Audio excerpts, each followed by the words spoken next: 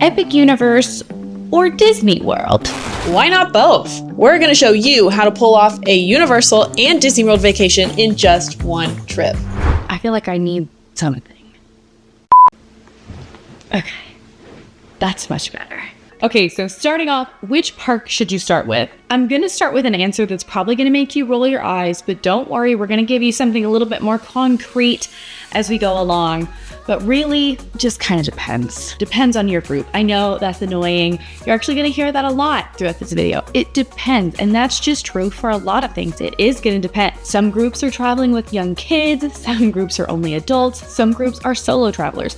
All of these things are going to impact what your decisions are and kind of how they impact everything that you're going to do throughout this Disney World and Universal trip. At the start of your trip, you're going to be really relying on that adrenaline. You have a whole week ahead of you. You may be doing new things for the first time. You may be doing some tried and true favorites. Thank you. So you're going to be ready to hit the ground running, okay? That's just a phrase, don't run through the parks. If you've been around, you've heard us say that. If you haven't been around, welcome. We're really glad to have you here. Don't run in the parks. Epic Universe is a brand new park, and because of that, we are going to suggest that you start there.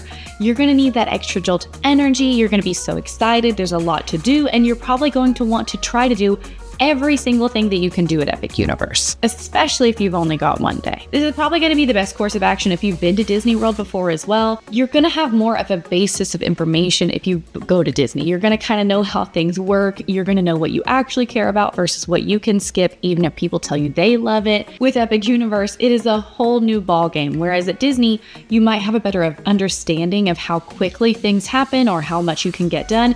Epic Universe, you might not know that. You might kind of be doing a trial and error when it comes to that first day. There's a lot of newness. You're going to have to figure out mobile order if you've never been. You also might have to understand how free buses work. Epic Universe is not necessarily next to the other Universal hotels. So all of those things are going to be kind of like a learning curve. So going in with a fresh mind, fresh feet, and a lot of excitement is going to be a little bit easier than doing something you've already done before. I think when you're that excited, even if things go wrong, it doesn't feel that big of a deal. But if things go wrong at the end of your vacation and you're already tired, it's a little bit more easy to get frustrated. That being said, if you're traveling with younger kiddos and you've never done either park, we are going to suggest starting with Disney.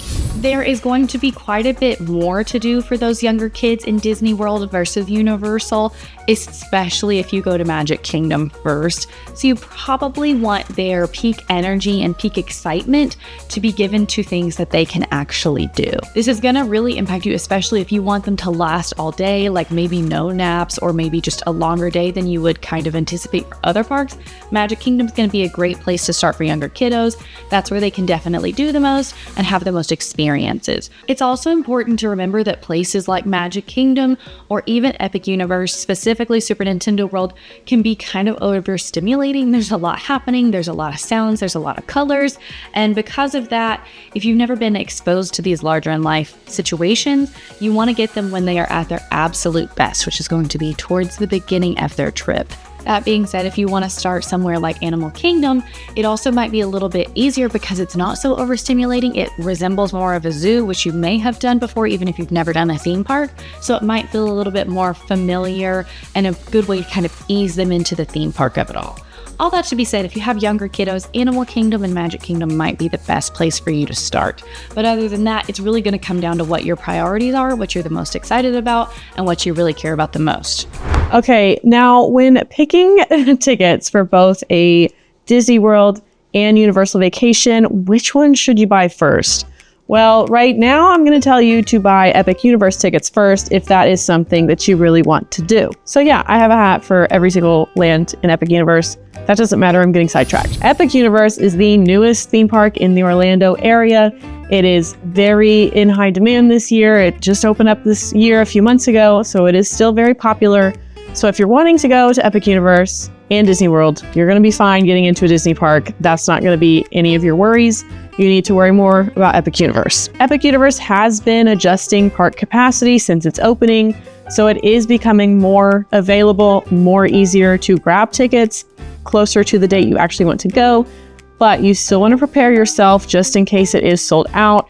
So when you know you want to go to Epic Universe, you should book your tickets right away. Now, if it's already sold out on the day you want to go, maybe keep checking back the sooner it gets to your vacation, because you never know, they could open up more capacity once it gets closer to that date. So just keep checking it, buy the tickets when you can, and then plan your vacation around that. The only time we might recommend buying Disney tickets before Epic Universe tickets is if you're planning on attending an after-hours event or a holiday party at one of the Disney World parks. That is because those events and parties do have a limit. They do have a capacity that they will meet. They will sell out. Disney does this so that they're not too overcrowded, and that's one of the perks of buying one of those after-hours event tickets. Not to mention, they'll also only be available on a limited number of nights. So while planning around your Epic Universe visit can be a little more flexible, Disney's after-hours events and holiday parties could be not so flexible. As far as general admission into Disney World parks, you really don't need to be concerned about it,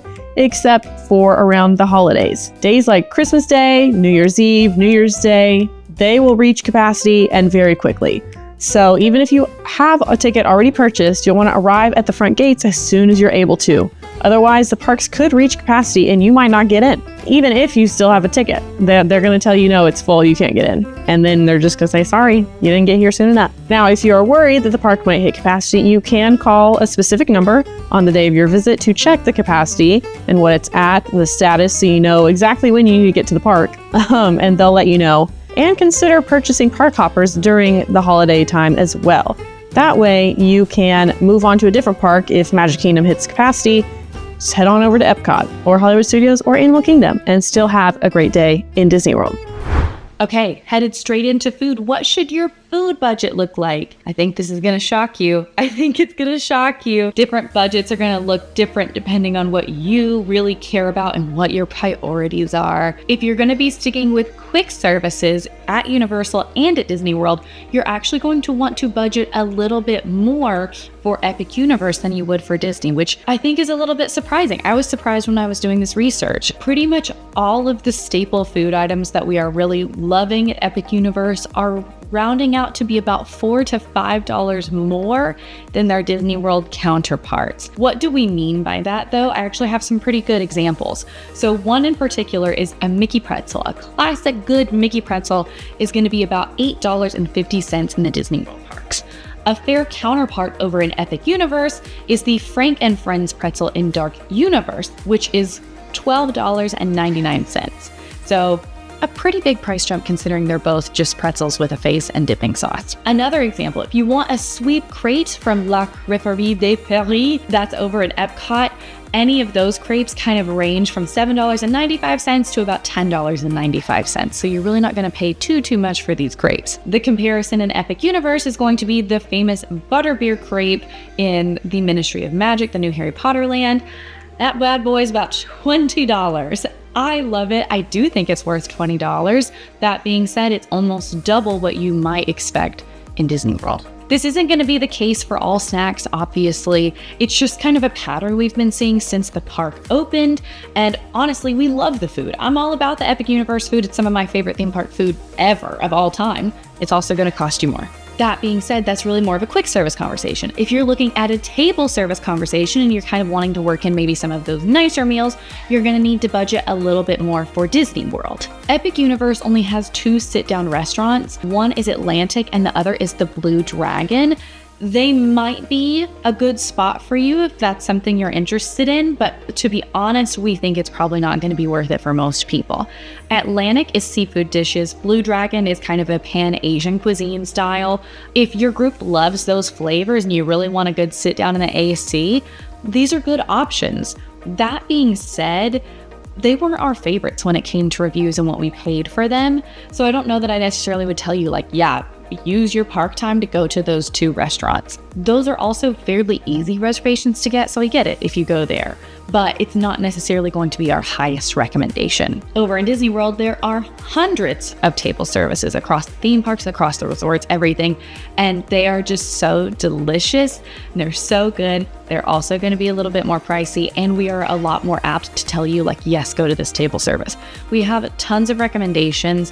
The website especially breaks down all of the table services in Disney World if you're curious about a giant overview. We've also done breakfast specific breakdowns. We've done guides to each park. Definitely check those out if you're curious about what might be the best for you and what might be the best time. And that's not to say that Universal only has those 2 restaurants. It's just in our experience when it comes to table service dining in Universal, it's kind of a take it or leave it. Epic Universes specifically, in my opinion, and what we've tried and what our reporters have tried, it's more of a leave it unless you just really love those flavors and need a break and a table to sit down at. All right, how many days are you going to need for this? Oh my goodness. Okay, I can't recommend, a specific timeline because I don't know your budget. I don't know your vacation days. I don't know. That's all going to depend on you. What's your budget? How much time you actually want in the parks? How much time you want in the general Orlando area? Now, if you want to do a weekend trip or a quick 2 to 3 day little getaway, you can choose to do a 50-50 split. So 1 Epic Universe day and then 1 other Disney World Park day, and you might be good. That might be enough for a quick trip to Orlando. But if you're having a hard time picking a single Disney park, you might want to invest in a 1-day park hopper. So that 1 day Epic Universe, 1 day park hopper Disney World, and you can go wherever you want. Now, if you're wanting to do Epic Universe and all the Disney World parks, a week is probably a good amount of time to give you a little wiggle room with 1 park for each day. And then you can also have 1 or 2 day breaks in between if you need that, a resort day, a Disney Springs day, what have you. A week is probably a good amount of time if you're trying to do it all. If Universal is more your thing, you could flip it and you can hit up all of the Universal Orlando parks and then have 1 day at Disney World. That works too. Now, if you don't think you're going to need a full week to see and do everything in Universal Orlando, you can get their version of Park Hopper, which is park-to-park tickets for Islands of Adventure and Universal Studios. So those 2 parks, very close together, you can walk to them. So if you just want 1 day for those 2 Universal parks, you can do that as well. As of right now, park-to-park tickets do not apply to Epic Universe. They are waiting a little bit before that happens. So we don't know when that's going to happen yet, but you can follow us here. We'll keep you up to date on all Epic Universe news. Now, let's say you want to do everything, and I'm talking about everything. All of the Universal Orlando parks, all of the Disney World parks, maybe some water parks in there too, and shopping and dining districts. It is doable, but that's going to be a long vacation. Just prepare yourself. I would encourage you to have a break in between somewhere. Give your feet a rest. Do nothing for a day. Take a break. But in this instance, park hopper tickets for both properties could become your best friend, just in case you don't want to spend over a week's worth of vacation just to get it all done, because it would probably take longer than a week to do everything. I personally would not really recommend doing every single park in one vacation, split up with 1 day for each. Maybe if this is your once in a lifetime Orlando trip, if you do not think you are coming back, maybe look into it. But if you think, oh, I'll come back in a few years, maybe don't do everything. You might make a list of your priorities and go from there. And then once you know you're going to hit your stopping point, say, okay, we'll save the rest for next trip. So where are we staying? Should we stay at Disney World? Should we stay at Universal? Well, this one, I know it's a little tricky and it's going to depend. There are going to be major benefits to either property, no matter where you want to stay. Both kind of have similar theme park benefits, early entry, free transportation, being close proximity to the parks, all that kind of good stuff. Disney's early entry is going to give you half an hour before the parks open at each of the parks. Universal's early entry is only on select days. It only gives you access to select lands, but it's an hour of extra time. So while they are similar in what they offer, the actual details of those are pretty different. When it comes to transportation, Universal mainly relies on their buses. Some of their hotels do have watercraft services, which are just boats, but for the most part, those only take you to City Walk. They don't take you to the actual parks. So if you're trying to get to the parks, it's going to be down to the buses to get you to City Walk, where the watercraft services takes you to City Walk, and then you walk through to the theme parks, which is different than Disney World. Also, technically, all of Universal's hotels are within walking distance to the parks. So Terra Luna and Stella Nova, you technically can walk to Epic Universe, and then the other parks are within walking distance of Islands of Adventure and Universal Studios. So that is an option as well. However, it's not necessarily like the easiest walks in the world. Some of them are easier than others. You can very easily and most easily walk from Helios Grand into Epic Universe. But if you want to go to the other 2 parks, it's going to be a bust. Of those 3 that are near Epic Universe, Stella Nova, Terra Luna, and Helios Grand, Stella Nova and Terra Luna are both prime value resorts, so they're not super expensive. In fact, even though they're newer, they are on par with the most affordable Universal hotels, and they're really nice and they're super cute, which you can see full reviews of both of those on the channel if you would like to. Terra Luna does tend to be the cheapest of the 3 because you really can't walk. You arguably could. You really can't walk, though, to Epic Universe. There was supposed to be a walking path. It ended up not panning out. So really, Stella Nova is the only one with a direct walking path to Epic. Helios Grand, no surprise, is going to be the priciest. It's the newest, and it leads you directly into the park. So you are going to pay a lovely little fee for that, which we do have, of course, a full review of. But that convenience is really worth the price point. It's just something to be aware of. Over on the Disney World side of things, buses are also the main way that you're going to get around the property, but Disney also has quite a few more options depending on where you're staying. They have the Skyliner, they have boats, they have the monorail, they have buses, and it's just a few more options, albeit you're mainly going to be taking the bus. Also, Disney does have a handful of resorts that you can walk from the resort to a park.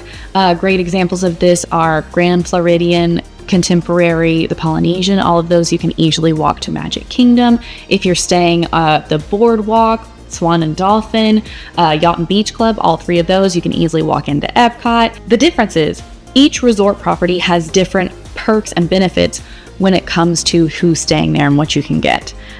So Disney World hotel guests, they have options like free water park entry. That's something that's happening in 2025. The day of your check-in, you actually get free water park access. In 2026, they're bringing it back, but it's only for the summer, but it is still considered a Disney hotel perk.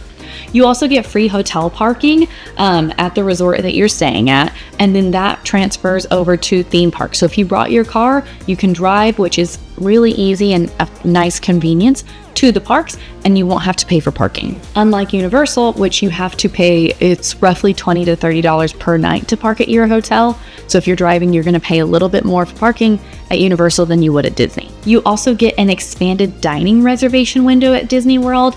That is a huge perk, especially if you're a foodie like we are, to have a little bit more time to be able to book your dining reservations compared to some people who maybe are not staying on property.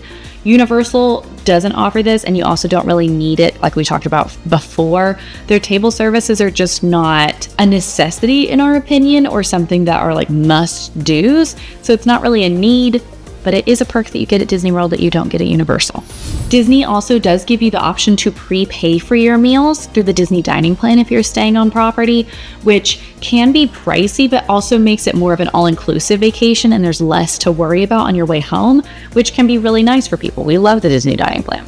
At Disney, you also get early access to Lightning Lane reservations. So Disney hotel guests get 7 days in advance to book their Lightning Lanes, and then non-resort guests get 3 days. So you're oftentimes going to get a better time for a popular ride, or you're going to get a Lightning Lane for a popular ride that otherwise might have been sold out if you weren't staying on property. Disney also does offer extended evening hours for deluxe resort guests. That's only for deluxe resort guests, but it gives you some time at the end of the night in select parks on select days. It can be up to 2 hours, so it can be a pretty nice perk. This does rotate. It's not something that's always offered, but when it is offered, it's an amazing hotel perk. Over at Universal, they do also have some perks that maybe Disney World doesn't have. One of those is going to be pool hopping privileges, unless you are staying at the new Epic Universe hotels or Endless Summer. You can just go check out the other pools. And I think that's really nice and cool. Mix it up. You don't have to stay necessarily at your resort all day long if you don't want to, but you can kind of experience something new without having to pay for a park ticket. They also do free package delivery from gift shop purchases. Disney used to do this. They have not brought this back since COVID, and it was a major perk. Like, I loved it. If you wanted to buy that giant Stitch plush in the park, you could, and then you could go find him at your resort later that night and you didn't have to lug him around. Universal still does that, which is a huge win. They also offer priority seating at restaurants. This is actually for Premier hotel guests only, but I think that's kind of cool, especially if it's one of those restaurants that's like really gorgeous, or you absolutely want to make sure you have a good seat. That's perk. The biggest perk of Universal hotel guests, though, is you can actually get free unlimited express passes for Islands of Adventure and Universal Studios. It is for Premier hotel guests only, but that being said, That is so nice. Like, that is such a great perk to just be able to ride everything, no lines. It's a huge win, and it's also a great way to maximize your time in the park. This is for Premier Hotel guests only, except if you're staying at Helios Grand, which is an important little asterisk up there. That's a lot of information. That's a lot of different perks. It's a lot of different comparisons. So what is the easiest answer? All of that to be said, you really need to choose a hotel on the property that you're going to spend the most time at. So if you know that you're going to be at Disney for 4 full days and you may only be at Universal for 1 or 2, just stay at Disney World. It's going to be a lot easier because there's going to be a lot less movement. You won't have to get up quite so early to get through traffic on I-4. But if it's a 50-50 split, honestly consider splitting your stay 50-50. Maybe stay at Disney for your first half of the week and Universal for the second half of the week. It is kind of annoying at times to move hotels, but it's also going to be a lot easier than having to get up early and drive from one property to another. So just something to consider. Ooh, okay. The best way to travel between locations. Like everything else that we're talking about in this video, that's going to depend on your group and what you're doing. But what is the best way to travel in between Universal and Disney World? Both theme park properties have their own versions of free transportation, and they're both great, but you're never going to have a Disney World bus take you to Universal, and you're never going to have a Universal, bus car take you to Disney World. They do not do that. You've got a couple options. Number one, if you're driving your own car, that might be the easiest. You have your own car, you know where it is at all times. You can drive it whenever you want. You don't have to wait on an Uber or anything like that. But also, we know that taking your own car and renting a car might not be an option for everyone. So what do you do in that instance? Okay, now I did just mention that Disney and Universal are not going to have transportation options that take you to the other parks. However, some off-property hotels might give you the best of both worlds. Being near 2 major vacation destinations means that a lot of hotels in the area are not dedicated solely to either property. So they might offer a free shuttle service to both Universal and Disney World. You'll have to do a little bit more research when it comes to this, though. You need to check ahead of time and see which good neighbor hotels or just hotels in the Orlando area offer shuttles to both Universal and Disney World, because they exist. They're out there. But on this point, that is why it is also a good idea to reach out to a free, reliable travel agent, like our friends over at MEI Travel. They can help you with this exact problem. They will give you ideas for hotels,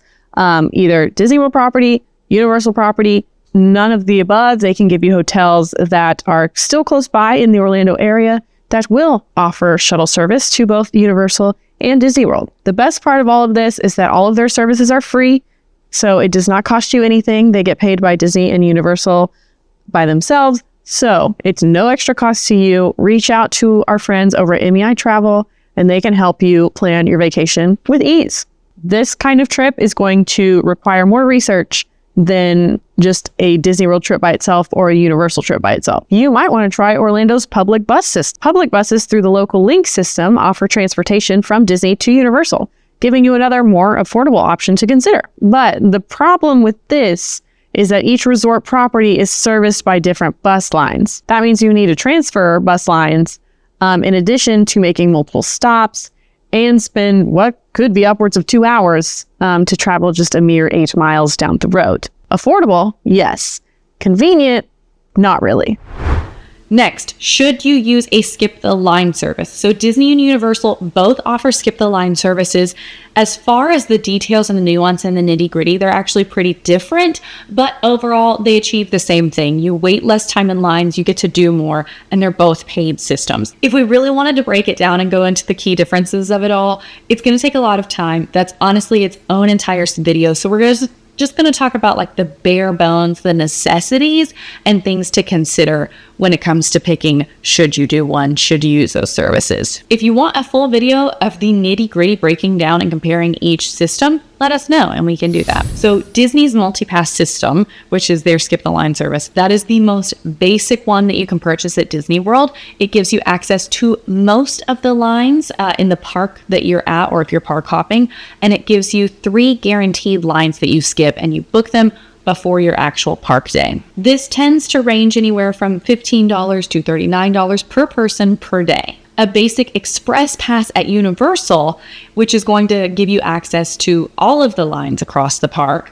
one time only, is going to be a little bit pricier because it's going to be anywhere from $129 to $329 per person per day. The multipass system, you do have to book your selections. You kind of have to fight. And if it's sold out, it's sold out. If you can't get a Slinky Dog Lightning Lane, too bad, so sad. Get Lightning Lanes for other things. The Express Pass at Epic Universe and Universal, you get access to every single line. You get to do it one time and skip that big long line, but it's a big price jump between the two. All that to be said, you could potentially get multi-pass for all 4 Disney parks and it still be cheaper than purchasing one Express Pass in Universal. We did talk about that Premier Resort perk where you get access to free unlimited express pass. That is something that doesn't apply to Epic Universe, which is really important to note. Like if you're going to Universal for Epic Universe and you're considering that is not one of the perks that you get. You're probably going to pay out of pocket for the express pass for Epic if that's something that you really, really want. This might be worth it to you. If this is like your once in a lifetime trip, that's the only Universal park you're going to, maybe that's it for you. It's also a lot easier. Express Pass is a lot easier to utilize compared to multi-pass.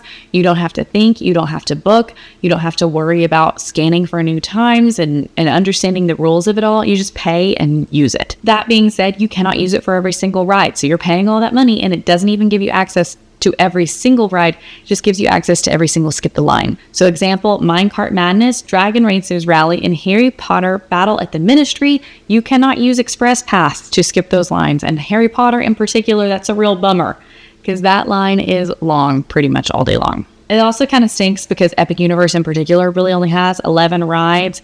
So you're paying potentially thousands if you have a group of 4 or however big to not ride really popular rides. Epic and Universal across the board also has a lot of single rider lines that work really, really well. We utilize them a lot, especially if you've ever seen us do ride challenges at Universal, which you can go check out. We have lots of them.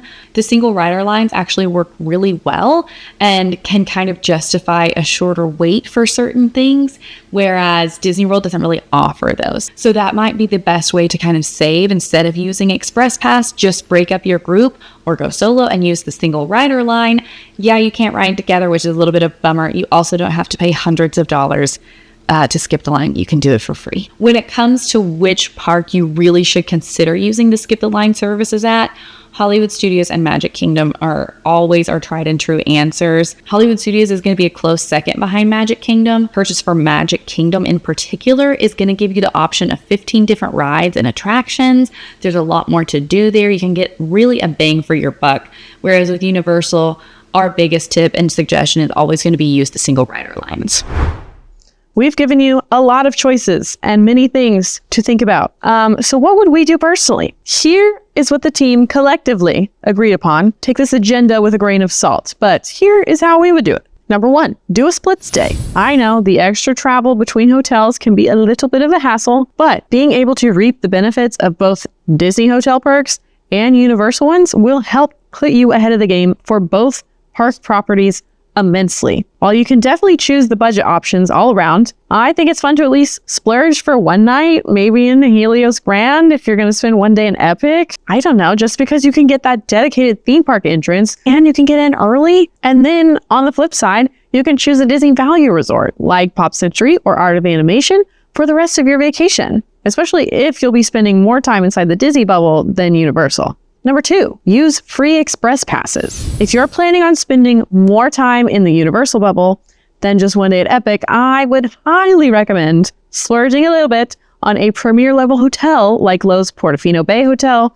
Hard Rock Hotel, or Lowe's Royal Pacific Resort. While these rooms can be pricey, the free unlimited express passes that you get with them to use around Islands of Adventure and Universal Studios Florida is well worth the value, especially when you consider unlimited express passes for these 2 parks usually cost between $120 and $380 per person per day. So if you were going to spend a good amount of money on the express passes anyways, you might as well just up your hotel just a little bit and get them for free with your stay. Okay, number 3, book the rental car. This might be more of a controversial choice, but I always think having the freedom to go whenever you want, whenever, is very nice and is well worth saving a little bit of extra money for. Now, if you don't want to pay for a rental car for your entire trip, you can always check out the rental options available at each park property. Most of the Universal Orlando hotels have their own Avis car rental stands inside their resorts, which is very nice. You'll have to check the Universal website for a little bit more information on that if you're interested. But you can always book your Universal car rentals ahead of time too, just to be on the safe side of things. For Disney, you can access the Disney World Car Care Center for all of your rental car needs, including rental pickups and drop-offs for select rental agencies. Both Alamo and National have offices in the Car Care Center, which you'll find located near Magic Kingdom. 4. Schedule the 4-day getaway. It is tricky to find that fine line between a vacation that's not too short, but also not too long. So I find 4 days, not including arrival and departure days, to be a nice happy medium, especially for families. Now here is the brief rundown of my perfect 4-day Orlando getaway. First day, arrival day. You'll make it over to your Orlando hotel, whichever one you may choose, Disney, Universal, or none of the above. Kick off your trip by relaxing by the pool, having a nice meal over in the City Walk district. Then it's day 1. Time for Epic Universe. You will spend as much time as possible in this park as you can. Just soak it all in before crashing back in your hotel room at the end of the night. You only get 1 day here, so you better be there. Park open or park closed. All right, then you've got day 2, and we've got a little wiggle room in day 2. You could move from your current Universal resort to your Disney World resort. And if you're feeling up for it, remember your Disney World check-in day, you get a free water park ticket. You should probably take advantage of that, especially if you're already in Orlando. You check into your Disney World resort, have a water park day, go have fun. Otherwise, you can take it easy, move into your new Disney World home away from home, chill at your new pool, enjoy a nice meal over at Disney Springs. Day 3 will be your full Disney day at whatever theme park you may choose, or all 4 of them if you so choose. That's up to you. Now, I would recommend spending a full day at Magic Kingdom because there is so much to do there. It has the most rides, it's got lots of entertainment, fireworks at night, so I would recommend a full day at Magic Kingdom. She does deserve it. And finally, day 4 will be your Disney park hopping day. The easiest parks to hop between are Hollywood Studios and Epcot, thanks to the Disney Skyliner or even a fun Disney boat ride. And they're even easier to get to if you're staying at one of the Skyliner resorts yourself, which if you do go the value resort route, Pop Century Art of Animation, then lucky you, you're staying right next to the Skyliner station. You're getting a cheaper hotel, direct Skyliner access, lots of Disney perks, and it's easy to travel between 2 of Disney's 4 parks. A win, a win, a win, a win. There are really so many ways to do Disney and Universal together. It's really up to you. And I know that's not the most helpful thing in the world, but it really is up to you what you care about, what you are really looking forward to. Those are the things that you should prioritize. And you definitely can do both, especially if you break it down like everything we talked about today. Be sure to comment this secret code down below. And as always, keep following, like, subscribe, all that good jazz, because we do theme park and travel content almost every single day of the week where we talk about tips, tricks, hacks, and everything else under the sun. Why? Because we're serious about fun.